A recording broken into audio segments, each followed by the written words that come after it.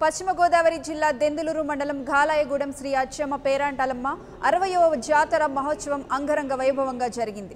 ఈ మేరకు జనసేన నాయకులు అమ్మవారికి ప్రత్యేక పూజలు చేశారు. అనంతరం ఆలయ కమిటీ సభ్యులు జనసేన నాయకులకు సన్మానం చేశారు. అంతకుముందు జాతరకు హాజరయ్యేందుకు జన సైనికులు ర్యాలీగా వచ్చారు.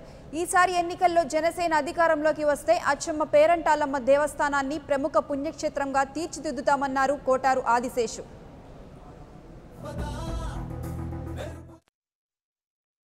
తారీఖు నుంచి ఈ 19వ తారీఖు వరకు అచ్చమ్మ తల్లి పేరంటాలు 60 దశాబ్దాలుగా ఇక్కడ జరుగుతున్నటువంటి ఈ ఉత్సవాలని చాలా ఘనంగా జరుపుకోవడం జరుగుతుంది. ఈ సంవత్సరం కూడా అంతే ఘనంగా చాలా గొప్పగా చేయడం జరిగింది. ఇక్కడ ఉన్నటువంటి కమిటీ మెంబర్లందరూ కూడా ప్రత్యేక అతిథిగా నన్ను ఇక్కడికి ఆహ్వానించి సన్మానించి జనసేన పార్టీ తరఫున మమ్మల్ని ఇక్కడికి ఇంత ఘనంగా సత్కరించినందుకు వారందరికీ కూడా ప్రత్యేక ధన్యవాదాలు. అదేవిధంగా జనసేన పార్టీ తరఫున ఈ గాలాయగూడెం గ్రామానికి మేము చాలా చేయాలని చాలా ప్లానింగ్తో ఉన్నాము. 72 సంవత్సరాల స్వతంత్ర భారతదేశంలో ఇప్పటి వరకు ఈ గాలాయగూడెం గ్రామాన్ని అభివృద్ధి చేయడం జరగలేదు.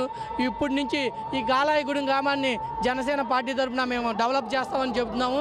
అదేవిధంగా ఈ ఉత్సవాల్ని ఇంత ఘనంగా చేసినటువంటి ఇక్కడ మన కమిటీ మెంబర్స్ కానీ ప్రజానికం కానీ ఇక్కడ సపోర్ట్ చేస్తున్నటువంటి ఈ జిల్లా నలుమూల నుంచి రాష్ట్ర నలుమూల నుంచి వచ్చినటువంటి భక్తులందరికీ కూడా జనసేన పార్టీ తరఫున ప్రత్యేక ధన్యవాదాలు జరుపుతున్నాము.